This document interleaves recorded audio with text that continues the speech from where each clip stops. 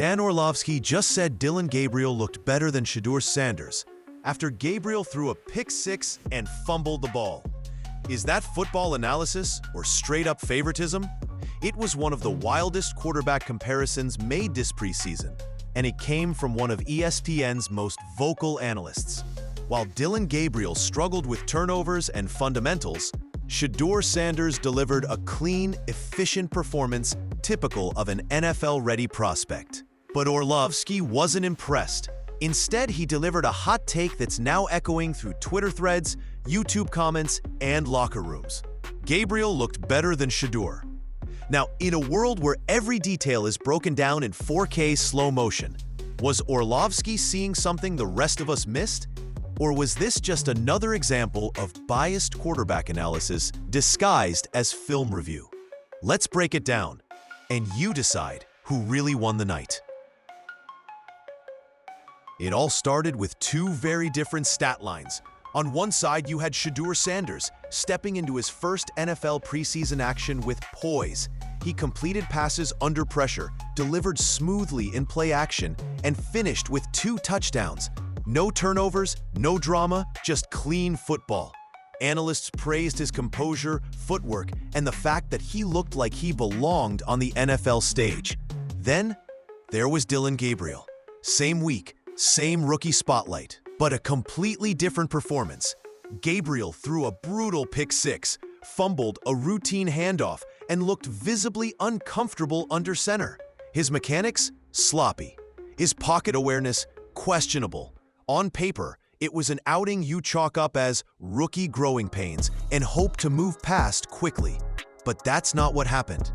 Instead, enter Dan Orlovski, a former NFL quarterback now turned ESPN analyst who sparked an internet firestorm by saying, not once, but multiple times across major platforms, that Dillon Gabriel actually looked better than Shedeur Sanders. Wait, what? That's not just a bold take. It's the kind of comment that makes fans do a double take and rewind the game tape, especially after seeing Shedeur calmly slice through defenses, while Gabriel fumbled basic reads and handoffs. Orlovski didn't just say it, he dug in. He defended Gabriel's interception, broke down excusing footwork flaws, and even pointed blame at tight ends and wide receivers for Gabriel's mistakes. And that's when things really blew up. Stephen A. Smith jumped in, not to back Dan, but to call him out on national TV, saying Gabriel accusing Orlovski of blatant favoritism and pushing a narrative that simply didn't match what anyone saw on the field. Suddenly, a quiet preseason moment became the center of NFL debate, all over whether we're watching football or favoritism. On paper, Dillon Gabriel's debut wasn't a total disaster. His final stat line? Not terrible. A few completions, a touchdown, some decent reads. But as soon as you watch the film, and not just the highlights, the larger picture starts to unfold. Let's start with the fumble. It wasn't just a simple, oops, rookie mistake. This was basic mechanics, botched at the elementary level. The Browns were running a wham concept, a routine trap play where the running back hits his landmark and the quarterback delivers the handoff in stride. The back did his job. Clean pocket, eyes forward, full extension. Gabriel, though, he stepped backward, lost ground immediately, and never got the ball into the back's hands. That's not rookie timing. That's raw fundamentals, the kind ironed out in high school. Even Dan Orlovski, who later defended Gabriel's overall performance, called out the footwork. He noted Gabriel's lack of comfort under center, exposed in real time. Multiple analysts agreed. This wasn't on the running back, it was on Gabriel. Then came the interception, a pick-6, and not a subtle one. You didn't have to be a football savant to see the flaws. Spacing was tight, yes, but Gabriel should have thrown it away or tucked it and extended the play. Instead, he forced the ball into a collapsing zone, leading to a gift-wrapped INT for the defense. Watch the replay again. Gabriel had the mobility to scramble. He didn't. He'd had the awareness to sense closing pressure. He didn't. He ignored it. Either way, it was the kind of throw that gets rookie QBs benched. And yet, somehow, Dan Orlovski insisted this wasn't as bad as it looked. He defended the route timing. He blamed the stack from the receivers. He even suggested the safety made an unbelievable play, which, while true, doesn't excuse the decision to throw in the first place. To many fans, it felt like one thing: mental gymnastics to justify a poor performance. Because the numbers and the tape don't lie. Dillon Gabriel had moments of rhythm. Sure, he hit a few tight windows. You can even say the ball placement was solid when things were clean. But that's not enough to erase the double turnovers or excuse glaring lapses in execution. Especially not when you're being compared to a guy like Shedeur, who had the complete opposite. So why was Gabriel getting the gold-plated analysis while Shedeur's performance was barely acknowledged? That's the real question. And what came next only made the divide even clearer. All right, let's talk about the moment that sent Twitter spiraling and fans questioning if Dan Orlovski was watching the same game as everyone else. Dillon Gabriel's interception wasn't just bad. It was textbook what not to do as a quarterback. Here's what went down. The Browns had limited time, and Gabriel had a chance to move the chains or throw it away. But instead of doing either, he stared down a cluttered route combo, panicked under light pressure, and fired the ball straight into traffic, resulting in an easy pick six. It wasn't a tipped ball. It wasn't a misread on coverage. It wasn't even a fluke. It was a clear mental miscue, forced, rushed, and unnecessary. And even the spacing? Horrendous! 3 receivers crowded into a 6-yard radius. Wide open spaces everywhere else on the field, and Gabriel chose the worst possible window to throw into. But here's where the controversy levels up. Dan Orlovski, moments later, goes on ESPN and starts dissecting the play frame by frame. But instead of holding Gabriel accountable the way he has with other young QBs, he starts pointing the finger everywhere else. The spacing was off. The tight end ran the wrong depth. The play design broke down. Really? Because even with that chaos, Gabriel had options. He could have tucked the ball and gained a few safer yards. He could have scrambled outside the pocket to reset the play. He could have simply thrown it away. Instead, he chose the most dangerous decision possible and paid for it in the worst way. It was at that point when Stephen A. Smith entered the chat, and he didn't hold back. "You're the quarterback. You saw the damn area was crowded," Stephen A. shouted on live TV, voice rising. "You could have thrown it away. I don't want to hear none of that," he insisted, adding that while he respected Gabriel's talent, that was a boneheaded decision no professional analyst should defend. And honestly, he had a point. This wasn't some minor judgment call. It was a momentum-killing mistake in a rookie's first NFL audition, one that should have been acknowledged plainly for what it was. Instead, Dan Orlovski doubled down.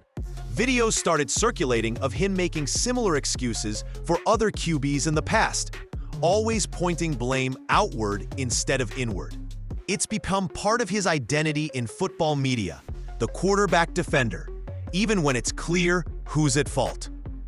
But this time, it wasn't just fans that pushed back. Other analysts, former players, and even Cleveland insiders started questioning why Gabriel was getting such a generous narrative, while Shedeur Sanders, who had no turnovers and multiple touchdowns, was quietly being overlooked. It didn't help the narrative when Orlovski never fully acknowledged the turnover ratio.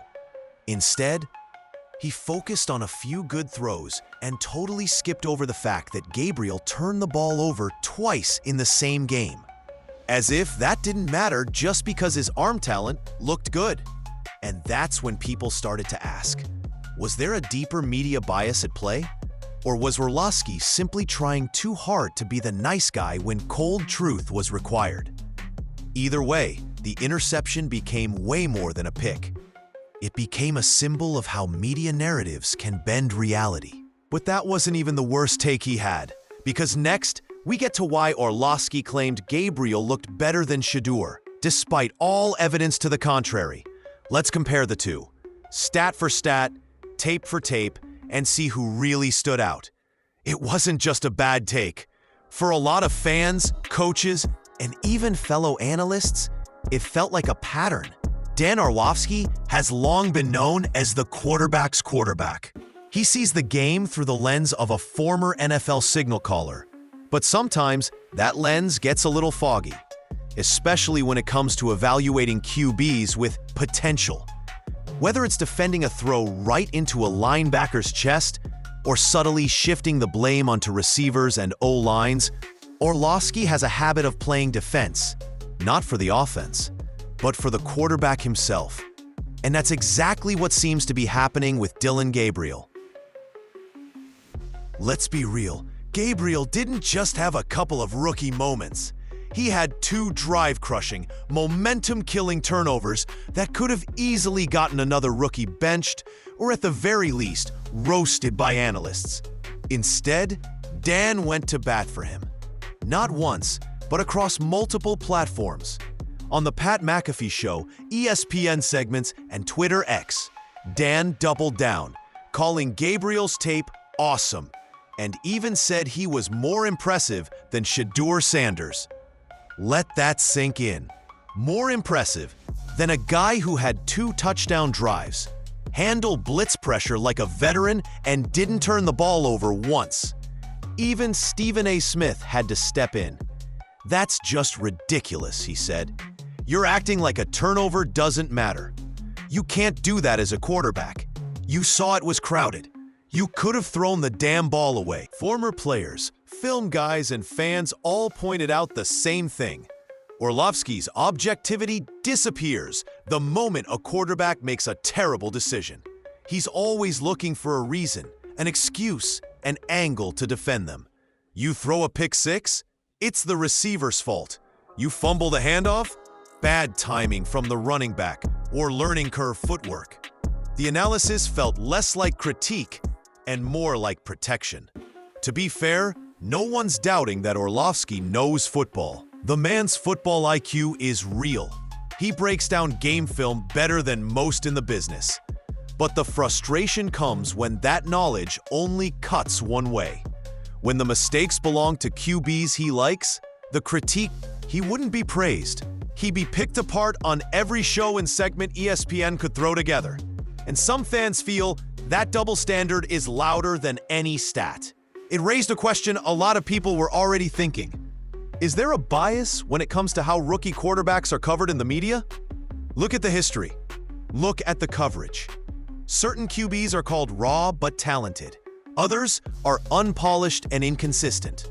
Same performance, different framing. And when Gabriel gets compared favorably to Shedeur after such different outings, people start noticing patterns and questioning credibility. That's why this debate became bigger than just a preseason mistake. It wasn't just about defending a guy who made a couple of bad plays.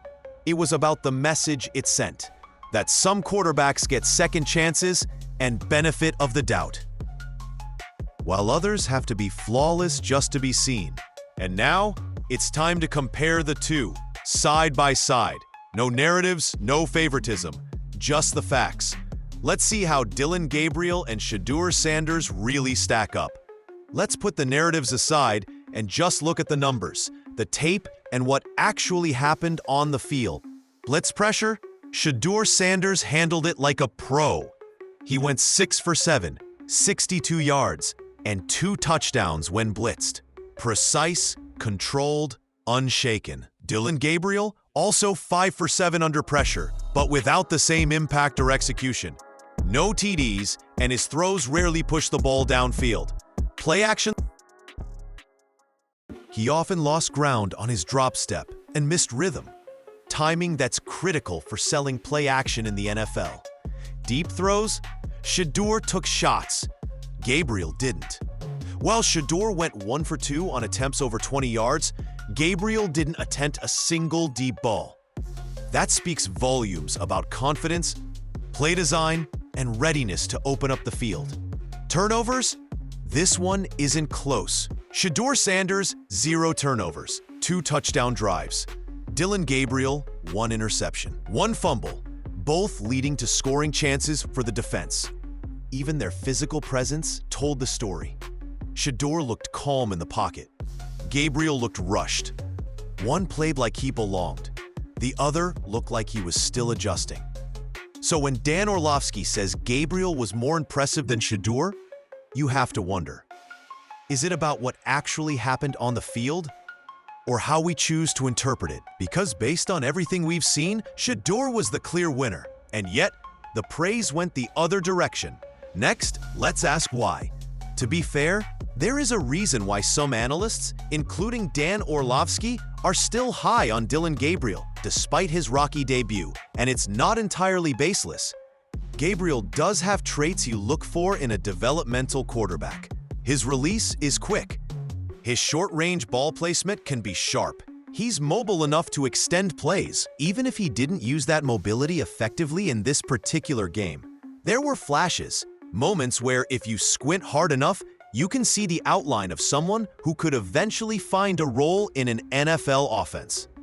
And that's likely what critics like Orlovski are clinging to: potential over production. They're not grading this based solely on stats or the scoreboard. They're projecting what a QB could become with the right system, coaching, and time. From that angle, maybe Gabriel's hiccups look more like teachable moments than red flags. But here's the problem. You can't ignore production either. Because if we're going by the potential lens, are we giving Shedeur that same benefit of the doubt? He wasn't perfect, sure, but he executed his offense efficiently, protected the ball, and delivered in high-pressure downs. Doesn't that also reflect potential? Maybe even more so? This is where things get messy. Fans aren't frustrated that analysts see upside in Dillon Gabriel. They're frustrated that the upside seems to come with built-in excuses, while other QBs, like Shedeur, have to be nearly flawless just to be seen as promising. And that's where the debate gets less about football and more about perception. Because when one guy gets glowing praise for a 2-turnover game, while another gets barely a mention after throwing touchdowns and making highlight plays, it raises a very fair question. Are these analysts evaluating performance or crafting a storyline? And look, no one expects the NFL media to be perfect or evenly balanced 100% of the time. Bias, even subconscious bias, exists everywhere. But when it starts shaping how fans see players before their careers even begin, it matters.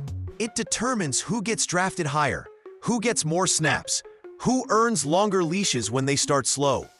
So maybe Orlovski isn't wrong.